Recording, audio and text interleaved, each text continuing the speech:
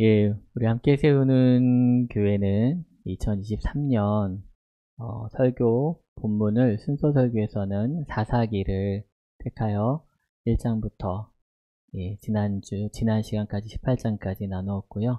오늘 19장에서 21장 말씀이 마무리하여서 이제 마지막 시간으로 좀 보내려고 합니다. 저는 이제 여러분들과 같이 둘러보았지만은 우리가 이 사사기를 시작하면서 바로 전 내용이 뭐였어요, 여러분들? 이 광야에서의 40년 생활을 마치고 이 약속의 땅 가나안으로 들어가는 그러면서 그 안에서 일어난 일이 바로 이 사사기 내용 아니었겠습니까? 그래서 저는 그 시간을 이스라엘 백성들이 이 가나안 땅에서 자립하는 그런 이야기라고 생각을 했습니다. 왜냐면은 그들이 이 이집트라고 하는 장소에서는 노예라는 신분을 가졌었고요. 그것에 익숙했었습니다. 그리고 여전히 아직 미숙했고 독립적이지 못한 존재였었기 때문입니다. 그저 어떻게 살았어요, 여러분들? 시키는 대로 살았고 또한 지시한 대로 그냥 일하는 그런 존재였었습니다. 저는 그 모습이 바로 우리들의 모습과 유사한 면이 분명히 있다고 생각을 합니다. 우리가 주님을 만나기 전에 죄의 종으로 세상의 노예로서 어떤 살았던 그런 모습을 비춰주기 때문이죠. 우리는 그래서 자주적인 삶을 살기보다는 어떤 세상의 권력과 물질의 노예가 되어서 살았던 것이죠. 그래서 우리가 우리의 주인이 그때는 죄였기 때문에 우리가 죄의 노예로서 죄인으로서의 삶을 살 수밖에 없었습니다. 하지만 출애굽을 시키시는 하나님을 우리는 만나고 광야라는 장소와 40년이라는 그 시간을 통해서 이스라엘의 신분이 변화되었던 것을 우리는 알고 있습니다. 바로 이 애굽의 종이라고 하는 타이틀에서 하나님의 백성이라고 하는 신분이 완전히 뒤바뀐 것이죠. 역시 우리도 그렇지 않습니까, 여러분들? 여러분들이 각자 예수를 그리스도로 만나고 고백했을 때 우리의 신분이 바뀌었어요. 우리가 죄의 종이었던 사람들이 우리가 이제는 하나님의 자녀로 의인으로 거듭나게 된 줄 믿습니다. 이 새로운 신분은 이제 이 이스라엘이 약속의 땅 가나안에서 새로운 삶을 스스로 자립하려고 하는 애쓰는 모습으로 드러나게 됩니다. 그러니까 광야에서 40년 시간은 이 노예의 옷을 벗고 이 하나님의 자녀라고 하는 새로운 옷을 입는 시간이었던 것이죠. 그리고 가나안은 그런데 그것을 이제는 자립적으로 해볼 수 있는 시험의 땅이 되었던 것입니다. 그래서 저는 이 사사기를 말씀을 시작하기 전에 이스라엘 백성들이 이제 자립하는 시간이 왔구나라는 그런 기대감으로 말씀을 시작했던 것입니다. 근데 우리가 이제 쭉 어떻게 살았는지 다 이제 봤죠, 우리가. 헛웃음이 나기도 하고 도대체 왜 저러나, 왜 저렇게 사나라고 하는 우리가 모습을 많이 봤습니다. 이제 오늘 마지막 시간을 보면서 이제 사사기를 마무리할 때가 됐는데 사사기를 또 시작할 때와 다르게 사사기를 마무리하는 이 시점에서 사사기는 또 어떤 성경인가 한번 정리해봤더니 사사기는 왕을 찾는 이야기라는 생각이 들었습니다. 온니엘을 시작으로 해서 이 삼손까지 하나님은 고통과 고난의 굴레에 빠진 이스라엘 백성들을 위해서 사사를 계속 보내십니다. 근데 사사라고 하는 사람은요, 이 사람이 선택한 게 아니라 전적으로 하나님의 선택에 의해서 세워졌고 보내심을 받은 자들이었죠. 그리고 그들 역시 하나님을 통해서 일을 할 수 있었던 존재였습니다. 그런데 일반 백성들은 어땠었냐면요, 사사를 통해서 하나님을 찬양하기도 했지만 대부분은 점점점 어떻게 되었냐면은 그 사사라고 하는 그 존재 자체를 신봉하고 경외하게 됐습니다. 그들만이 자신을 구원해 줄 수 있는 존재라고 믿고 다른 나라에 있는 것처럼 왕 같은 존재라고 그렇게 믿고 따랐던 것이죠. 어쩌면 우리 인생도 그런 것 같아요, 여러분들. 우리는 늘 우리 현재 삶에 만족하지 못하죠. 그래서 뒤바뀌어지고 싶고 완전히 변화된 삶을 살고 싶습니다. 그리고 그러한 삶으로 인도할 무언가를 계속 우리는 갈망하죠, 사실은. 드라마가 왜 잘 돼요? 막 신분의 변화가 일어난 신데렐라 드라마 속에 내가 저 사람이었으면 감정이입이 되는 거예요. 그리고 이 손바닥만한 종이에 6자리 숫자가 꿈에 나타났으면 하는 그런 마음으로 우리가 또 생각을 하는 겁니다. 근데 그걸로는 안 되니까 현실로 돌아와서는 어때요, 여러분들? 내 옆에 있는 남편이, 내 옆에 있는 아내가 나의 구원이 되어 주길 바래요. 근데 실망하죠. 그러니까 이제 자식들을 바라봐요. 나의 노후연금, 나의 미래. 그것도 안 되면 외부에서 귀인이 나타나길 바라기도 하고, 막 그마저 안 되면 돈이라도 어떻게든 벌어서 돈이 나의 유일한 희망이다, 구원이 되고자 하는 그런 식으로 우리의 삶을 사실은 살아가는 게 사실이죠. 그러니까 그런 행태와 습성을 통해서 우리는 정말 끊임없이 내 삶의 왕을 누군가로부터 무언가로부터 채우고 세워주길 원하는 거예요. 나를 책임져줄, 나를 보호해줄, 내가 기댈 무언가에 자꾸 우리가 갈망을 한다는 것입니다. 이러한 상황에서 사사기가 오늘 우리에게 마지막 이야기를 들려주는 거예요. 오늘 부분이 가장 깁니다. 19장에서 21장을 제가 하나의 이야기로 준비를 했는데, 사실 이야기 내용 자체라기보다는 우리가 사사기 전체를 마무리하는 시점에서 왜 이 이야기가 우리에게 주어졌는지, 사사기가 결론적으로 우리에게 무엇을 바라고 있는지에 대한 말씀을 나눴으면 합니다. 또 17장을 잠깐 보면 미가라고 한 집안의 신앙의 변질을 보았고요. 18장을 통해서 우리는 단지파라고 하는 하나의 지파가 하나님께서 뜻하신 바를 이루지 못하고 엉뚱한 방향으로 나아가는 믿음의 변질을 우리는 분명히 보았습니다. 그리고 이제 오늘 29장과 21장 사이에서는 이스라엘 전체가 어떻게 죄악을 저지르며 믿음에서 변질되었는지를 우리에게 보여주는 것입니다. 이야기의 시작은 이렇습니다. 우리 19장 1절과 2절 말씀 한번 같이 읽어볼까요? 시작. 이스라엘의 왕이 없을 그때에 에브라임 산지 구석에 거류하는 어떤 레위 사람이 유다 베들레헴에서 첩을 맞이하였더니 그 첩이 행음하고 남편을 떠나 유다 베들레헴 그의 아버지의 집에 돌아가서 거기서 넉 달 동안을 지내매. 이제 짧은 구절인데 아주 총체적인 문제가 다 드러납니다. 이스라엘에. 이스라엘은 여전히 왕이 없었어요. 제사의 직무를 맡아서 구별된 삶을 살아야 하는 레위인은 정식 아내가 아니라 첩을 얻어서 생활하고 있어요. 심지어 근데 그 첩이 성적인 문제를 일으키고 레위인을 떠나서 친정으로 도망가 버렸어요. 아주 이스라엘 상태를 단적으로 보여주는 도입부입니다. 레위인은 그래서 이 첩을 또 데리러 갑니다.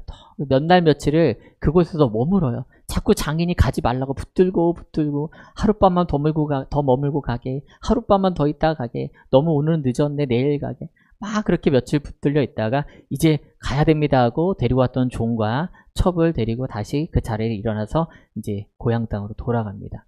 근데 거리가 멀다 보니까 한 번에 가지를 못하니까 이 중간 땅에서 이렇게 기거를 하려고 알아보는데, 그래도 레윈이라고 이방 땅은 아니고 우리 이스라엘 땅으로 갑시다 해가지고서는 그 베냐민 지파의 거주지였던 기브아라고 하는 족속들이 타는 땅으로 갑니다.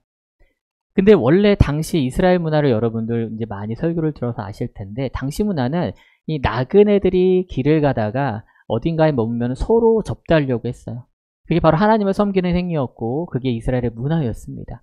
그런데 날이 저물도록 아무도 자신들을 접대하지 않는 거, 영접하지 않는 겁니다. 그러다가 한 노인이 어떻게 또 여기 계시냐면서 자신의 집으로 모시죠.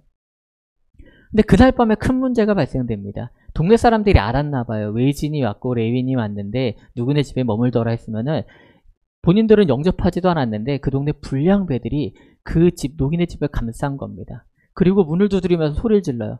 그 레윈을 내놔라. 그 레윈을 내놔라. 왜 그러냐면은 그를 겁탈하라는 게 목적이었어요. 이게 무슨 의미냐? 당시에 이 동성애가 만연했다는 겁니다. 굉장히 무서운 일이에요. 계속되는 협박 가운데 그런데 어떻게 결론이 나냐면은 레윈이 자기 첩을 내줘버려요. 그리고 나서 아침에 일어나니까 그 첩이 자신의 그 집안 문간에서 죽어 있는 걸 발견합니다. 정말 끔찍하죠. 이스라엘 땅으로 기껏 일부러 갔는데 이런 일이 벌어지는 거예요. 그런데 더 놀라운 건 뭐냐면요. 그 레윈이 그 시신을 나귀에 덜쳐매고선 자기 고향으로 가서 그 시체를 12조각을 내어 이스라엘 전역을 뿌립니다. 이런 일이 나에게 벌어졌다라는 것을 이스라엘 전역 사람들에게 알리기 위해서 이런 끔찍한 일을 하죠. 그러자 이스라엘 사람들이 모든 지파가 분개해서 미스바에 모여서 총회를 엽니다. 레위는 자신에게 어떤 일이 일어났는지 그들 앞에서 진술을 하고 결국 그 총회 안에서 이스라엘 지파들이 베냐민 지파를 향해서 그 불량배들을 내놔라 라고 말을 해요. 잘못했잖아요. 그쵸? 내놔라 했어요. 그럼 베냐민 지파가 어떻게 해야 돼요? 내어드리고 자신들의 잘못을 인정하고 정죄한 부분에 대해서 받아들여야 될 텐데 이 베냐민 지파들이 갑자기 다른 지파들과 싸우려고 합니다. 불량배들을 내놓지 않아요. 자신들의 죄를 인정하지 않아요. 그래서 결국은 한 지파 베냐민 지파 모든 지파가 전쟁이 일어나게 됩니다. 결과는 뻔하죠. 베냐민 지파가 거의 못살될 정도로 죽임을 당합니다. 그런데 그렇게 해서 싸움이 났었고 전쟁이 일어났으면 이제 끝이 나야 되는데 또 나머지 지파들이 베냐민 지파가 갑자기 치근해진 거예요. 취업해놓고 다 죽여놓고서는 어이구 어떡해 이렇게 말을 하는 거예요. 근데 이 총회 가운데 어떤 결의를 하냐면 우리가 절대로 베냐민 지파 사람들과는 결혼시키지 말자고 해요. 딸도 주지 말고 아들도 맞이하지 말자라고 결의를 합니다. 근데 베냐민 지파는 남자도 다 죽고 여자들도 피해를 받았기 때문에 그 지파 자체가 존속이 어려울 정도가 됐어요. 그래서 나름대로 이 사람들이 어떻게 하지? 자신들이 결의한 내용은 있고 딸들은 못 주겠고 하니까 수소문을 해보니까 많은 족속과 지파들 중에서 이번 전쟁에 참여하지 않은 한 족속을 알게 된 겁니다. 그래서 이 길르앗에 있는 야베스라는 주민들이었는데 그들에게 가서 전쟁에 참여하지 않았다는 핑계를 삼아 거기서 결혼하지 않은 400명의 처녀들을 데려다가 그 베냐민 지파에게 줍니다. 근데 그런데도 사람이 부족해요. 백성이 다시 지파가 소생하기에는 부족하니까 다른 지역에 있는 실로라고 하는 지역에서 축제가 벌어지는데 그때 축제하면 처녀들 앞에서 막 춤추고 하는데 그때 1대1로 다 납치를 해요. 그래서 그렇게 해서는 죽어서는 사사기가 마무리됩니다. 끝! 이게 사사기 이야기 마무리예요.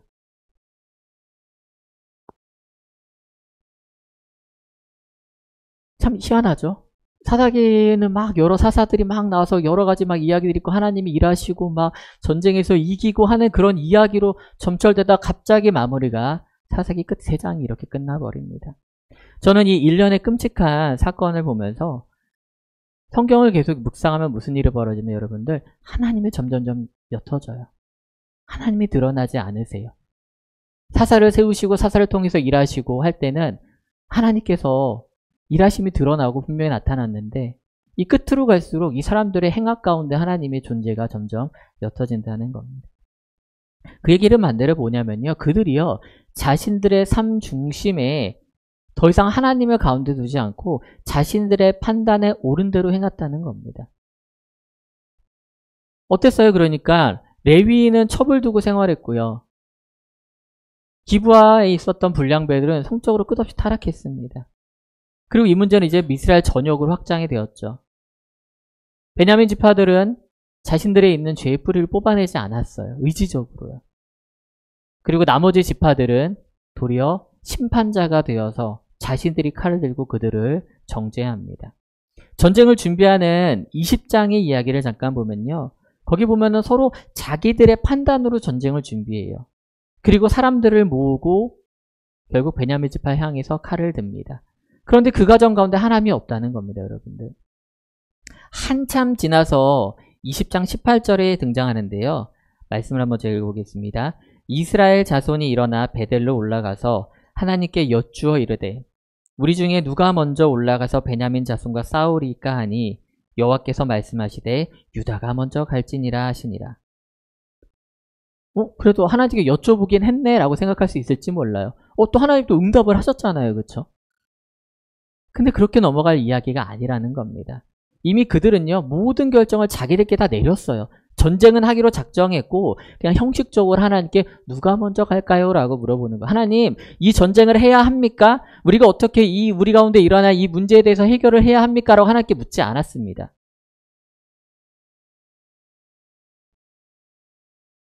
하나님께 기도하지 않았다는 거예요. 자신들이 이미 다 결정을 하고 하나님께 하나님 사인만 하시면 돼요. 이거예요. 이거.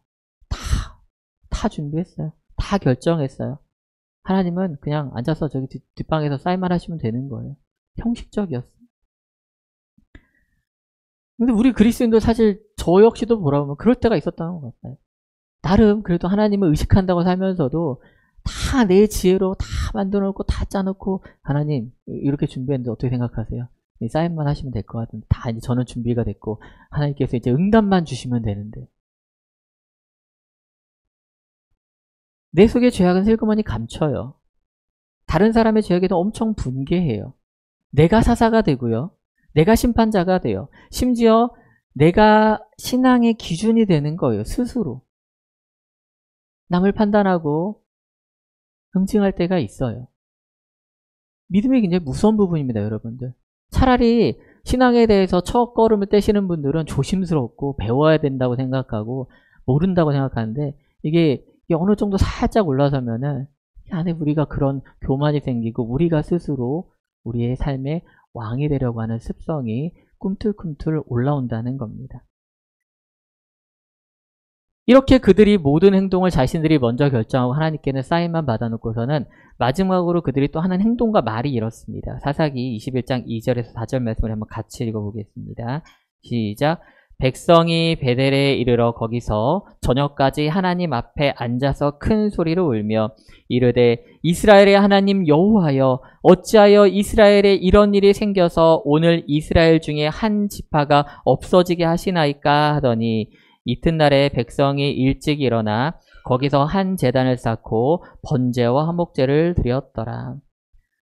자기들이 칼 들고 베냐민 지파 거의 싹 쓸어버리고 나서는 베냐민 지파가 다 죽게 됐으니까 그제서야 하나님 앞에서 앉아서 우는 거예요. 하나님 어떡합니까? 그래서 뭐라고 말해요? 자기들이 다 죽여놓고 하나님 이제 어떻게 하냐고 하나님께 책임을 전가하는 거예요. 하나님 도대체 우리 가운데 왜 이렇게 하십니까? 그러나서 또 제일 마지막에 뭐래요? 번제와 화목제를 드립니다. 이 화목제라고 하는 번제 이제 매번 드리는 건데 화목제라는 건요 특별히 이 하나님과의 올바른 관계를 회복하기 위해서 드리는 제사거든요. 사람 간에가 아니라 나와 하나님 간에 있었던 죄의 문제를 해결하고 화목하게 하기 위해서 드리는 게 화목제예요. 좀 소름 돋지 않으세요, 여러분들? 소름이 돋을 타이밍인데요, 그래서 이 과정을 보면서 좀 심한 말로 이 사람 도라이들이 아닌가 생각이 들었어요.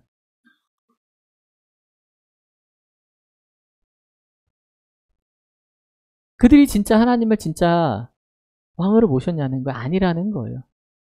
거칠해요. 그들의 믿음이 완전히 변절됐어요. 신앙은 완전히 타락했습니다.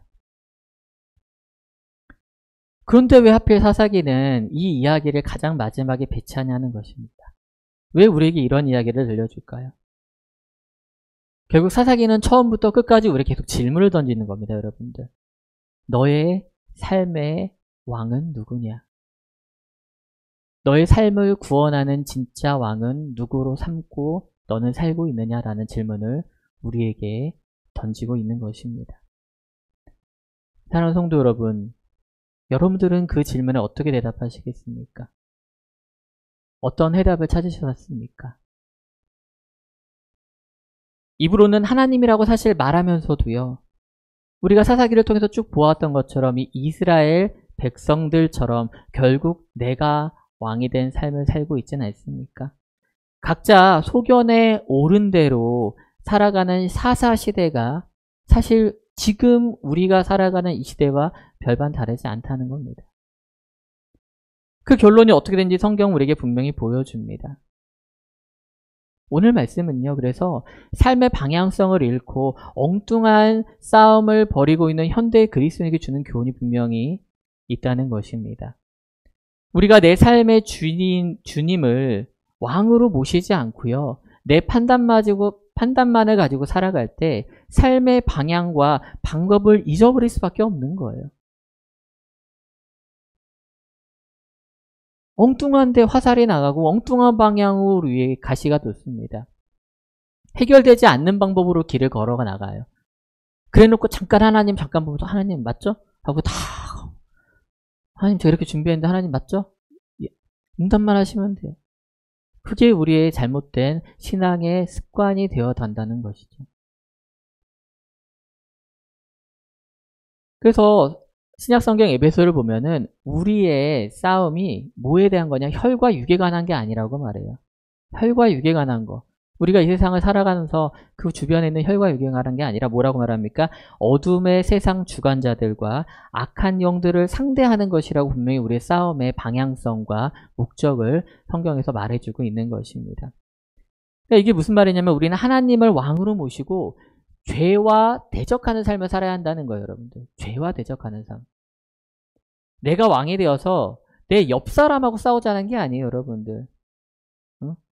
내 남편을 붙들고 흔들고 아내를 막 꼬집고 애들을 쥐어받고 이웃들하고 다투고 우리의 상대가 우리와 다른 종교를 가진 사람들이 아니에요, 여러분. 착각하시면 안 됩니다. 내 뜻대로 해주지 않는 내 주변 누군가나 자식 부모 관계가 아니에요, 여러분들. 이웃들이 아니라는 겁니다. 우리의 싸움은요, 철저하게 내 속에서부터 꿈틀거리는 죄악과의 싸움인 줄 알아야 되는 점이 있습니다.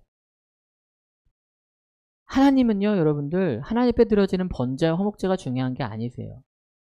우리 가운데 우리가 정말 올바른 싸움의 상대를 정하고 그들 향해서 우리가 정말 싸우고 있는가, 그 방법과 상대를 정확히 알고 살아가는가, 그것을 하나님은 원하시는 것입니다. 에베소서는 그래서 제가 앞서 드린 그 말씀 9절 이후에 이렇게 방법을 알려주는 겁니다. 우리 한번 에베소서 6장 13절에서 17절 말씀을 같이 한번 봉독하겠습니다. 시작. 그러므로 하나님의 전신갑주를 취하라. 이는 악한 날에 너희가 능히 대적하고 모든 일을 행한 후에 서기 위함이라. 그런즉 서서 진리로 너희 허리띠를 띠고 의의 호심경을 붙이고 평안의 복음이 준비한 것으로 신을 신고 모든 것 위에 믿음의 방패를 가지고 이로써 능히 악한 자의 모든 불화살을 소멸하고 구원의 투구와 성령의 검 곧 하나님의 말씀을 가지라. 아멘. 아멘. 우리가 이 세상을 사는 방법은요, 여러분들, 우리의 구원자 되시는 하나님을 우리의 삶의 왕으로 모시고 그 왕이 주시는 무기를 들고 살아가야 한다는 겁니다. 그 방법밖에 없어요, 여러분들. 여기서 말하는 전신갑주가 뭡니까?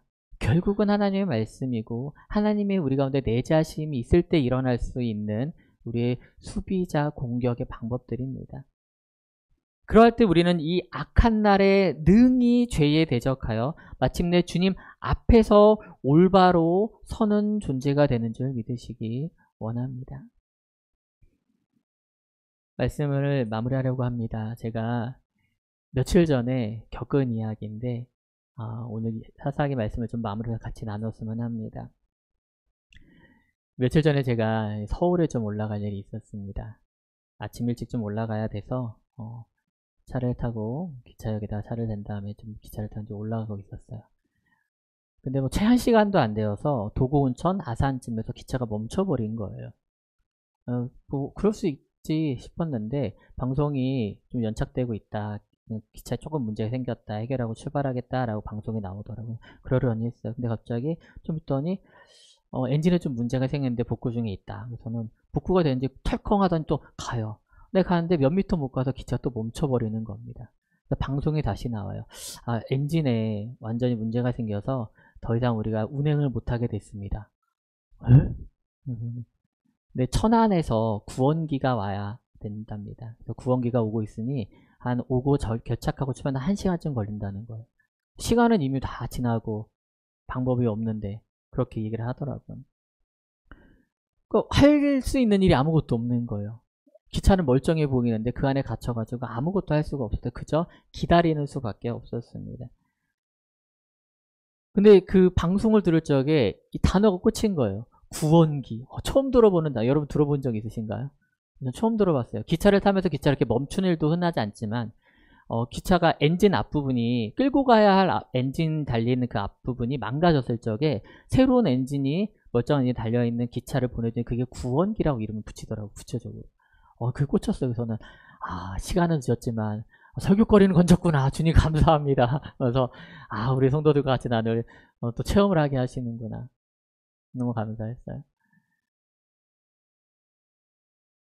그 문제가 해결이 안 돼요. 기관사가 하려고 하도 안 되고요. 그 기차에 수십 수백 명의 사람이 타고 있는데 해결이 안 돼서 아무것도 할 수가 없는 거예요. 방법은 유일하게 뭐예요? 외부에서 오는 그 구원기만을 기다릴 수밖에 없는 상태였다는 거예요. 저는 그 사건을 통해서 우리의 삶이 그렇구나. 우리가 나름대로 저도 사실은 이제 서울 가게에서 어떻겠어요, 여러분들? 여러분들 그렇잖아요. 제가 서울에 도착해서 어디까지 이동하고 약속 시간에 맞춰 가려면은 언제쯤 타서 기차를 타고 다 계획을 세워요. 며칠 전부터 생각을 하고요. 기차도 미리 예매하고요. 다 제 나름대로 계획을 세웠단 말이에요. 근데 멈춰섰을 때 아무것도 제가 할 수 없었다는 겁니다. 그저 외부에서 오는 구원기만을 기다릴 수밖에 없었죠. 우리 그리스도의 삶도 그런 것 같습니다. 우리가 나름대로 내 미래를 청사진을 그려요. 이 다음엔 뭐가 되고 다겠지 했는데 어느 순간 모든 사람이 그렇지만 뜻하지 않는 사건과 고난과 시련 가운데 멈춰설 수밖에 없습니다. 나는 내 속에 내 능력이 있고 내 힘이 있다고 생각해서 내가 끌고 갔을 거라 생각했는데 아무것도 안 되는 거야. 그때 우리 믿는 사람들은 어떻게 할 수밖에 없는 거예요? 혼자서 그냥 하나님을 바라볼 수밖에 없는 자세로 나아가야 한다는 겁니다. 사사기가 우리에게 그거를 말해주고 있는 거예요. 여러분들의 진짜 삶의 왕은 누구입니까? 여러분들을 진짜 구원할 그 주체는 누구입니까? 여러분들 힘으로 해봤잖아요. 사사로 해봤잖아요. 되던가요? 안 됩니다. 악화일로 사사기가 끝으로 갈수록 악이 얼마나 팽창하는지 그저 우리에게 보여줄 뿐입니다. 방법과 방향이 잘못됐다는 거예요. 부디 바라건대 우리 사랑하는 성도님들께서 이 사사기 말씀을 통해서 정말 내 삶 가운데 진정한 왕을 누구 세워야 하는지 다시 한번 결단한 시간 되기 원합니다. 우리 교회의 주인 되시며 우리 교회의 참된 왕 누구를 믿고 의지하며 나아갈런지 결단하기 원합니다. 저도 아니고요. 여러분들도 아니에요. 우리 가운데 온전한 왕은 유일한 왕은 하나님 한 분만이신 줄 믿습니다. 그래서 우리 이렇게 같이 외치면서 고백하면서 마무리했으면 좋겠습니다. 우리 같이 한번 해볼까요? 내 삶의 구원기는 하나님 뿐이십니다. 같이 할까요? 시작. 내 삶의 구원기는 하나님 뿐이십니다. 한 번 더 합시다. 내 삶의 왕은 오직 하나님 뿐이십니다. 시작. 내 삶의 왕은 오직 하나님 뿐이십니다. 마지막으로 결단합시다. 우리 내 삶의 왕을 주님으로 세우기 원합니다. 시작. 내 삶의 왕을 주인으로 세우기 원합니다. 이 결단이 우리 가운데 항상 세워지기를 주님의 이름으로 축복합니다. 아멘.